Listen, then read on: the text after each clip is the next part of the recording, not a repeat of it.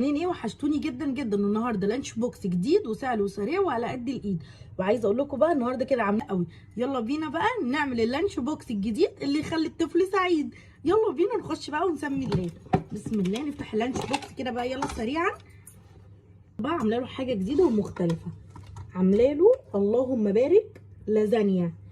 عارفين يعني ايه؟ يعني حاجه تحفه وطعمه وخفيفه وكمان صحيه. نحط له بقى قطعه كده بسيطه خالص خالص علشان ما نتقلش عليه.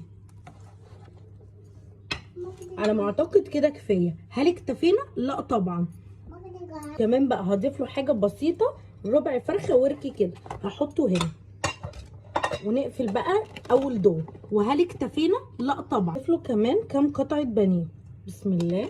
حاجه بسيطه برده كده مش هنكتر. عايزه اقول لكم ان هي سخنه ولسه معموله اقسم بالله.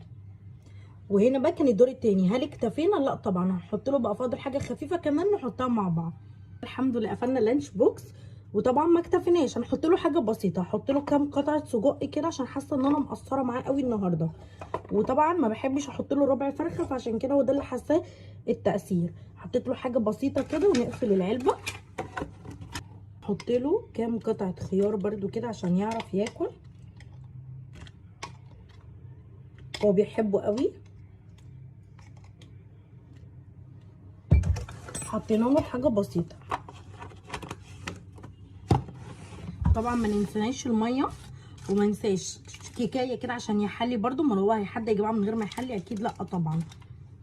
طبعا بقى العصير كمان النهارده كان لانش بوكس سهل وسريع وعلى قد الايد وموجود في كل بيت. اشوفكم يا رب في لانش بوكس جديد. ولو مقصره في حاجه يا ريت تقولوا لي وتعرفوني. ويا رب يا رب يا رب